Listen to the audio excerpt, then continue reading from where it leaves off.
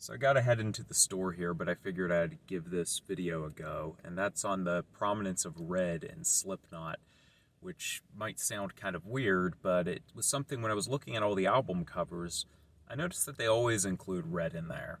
And I guess why I started looking for this or thinking down this route is because I was listening to a video where some guy was talking about basically tips for getting out there and being successful as a musician.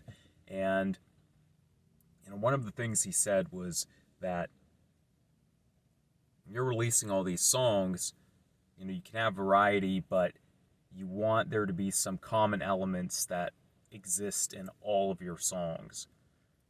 And basically, it gives you some kind of identity. And I don't know, for some reason I thought to apply this to album covers. And, right now Pink Floyd and Slipknot are kind of my two favorite bands, or at least my two favorite bands that are like popular and prominent ones that people would know, to mention them. And, with Pink Floyd, I didn't really notice, many obvious things, but with Slipknot, I very quickly noticed that there's red in all of their album covers. It's obvious in their first one because you have the photo of them in the red jumpsuits. And then in Iowa, it's a little bit less obvious, but you've got the Iowa text, which has red.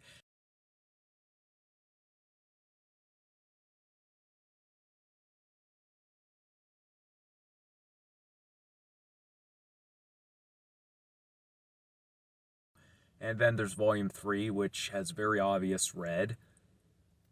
All Hope Is Gone is one that, when you think about it, uh, you might think, well, that's like blue and green, but nope, they still do have red in there. It's in the armbands, and it's very defined red.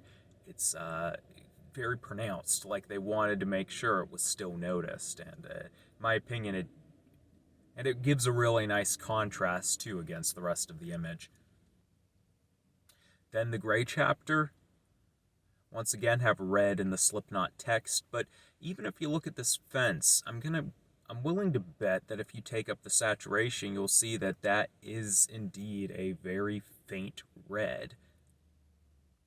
It might not be the thing you notice right off the bat, but I think it's definitely there.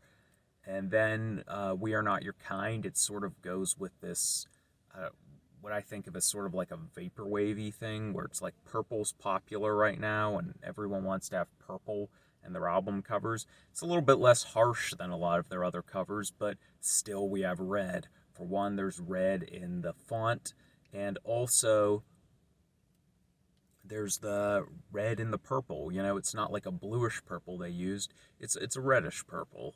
And we have also in their single covers, their new single cover for Chapeltown Rag. It was one of the things I first noticed, is just how red it was, which I thought was kind of cool after We Are Not Your Kind. We Are Not Your Kind, once again, has this softer purple look. It was nice to have a single with that really harsh look again. That's kind of a side issue. But with their singles, I can't think of all their single covers off the top of my head. But I do know there are a few, such as Sarcastrophe and Psychosocial, which definitely don't have any red in them. With that said, most of their single covers do. My Plague does. Spit It Out. I think Wait and Bleed does. Custer. Duality. You still have red being very prominent here. And then I think about the band members and their whole look. And when you think about it, that was what they were kind of known for in the beginning, was the red jumpsuits. Of course, you had the mask too, but, obviously the red jumpsuits. And even when they moved beyond that and sort of started doing different looks and stuff, they would have, I think they'd have like the black jumpsuits with a red barcode. Sometimes I think it was white, but I think sometimes it would be red. And then they would have the white jumpsuits with the red barcode. And All Hope Is Gone, they had the black outfits, but they would sort of have like red armbands, and they would still get it in there. And they do that with the new album a little bit too. And they added blue in there also, which was I don't know what that's about, but it's kind of interesting. And now they have this new look for their upcoming album, which hopefully is this year, 2022. And once again, it's a return to Red. So it definitely seems like it's, something that pops up a lot. And then I got to thinking about their actual songs.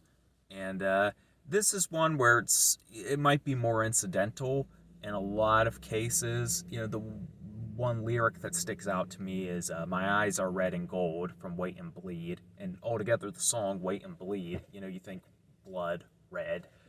Altogether, they sort of use visceral imagery and bloody, gory imagery, which, red.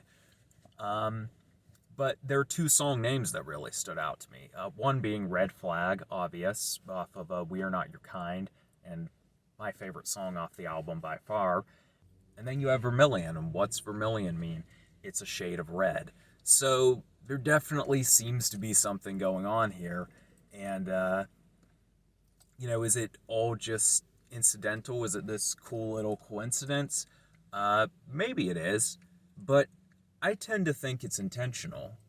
And I think there's some signs of this because the one Slipknot album that doesn't have any red in the album covers their demo one. And you look at that early material and they just clearly didn't have their identity down really well. That album's a little bit more disconnected than the rest of their albums. I mean, Slipknot always have a lot of variety on their albums, but that first one's a little bit more all over the place. And by the first one, I mean the demo, not their self-titled album. And also their look wasn't down. They, didn't have the jumpsuits thing. You had Anders with his mask, which wasn't really a mask. And, they weren't uniform. They didn't have the whole thing thought out yet. So, clearly at some point, they figured out the whole look and stuff. And I really do think that was Clown. And basically, I guess what I'm trying to say is that they are a band that very clearly put a lot of thought into vision and presentation. Anyways, I think I made my point, and yeah, there you go. I'd love to hear some other thoughts on this.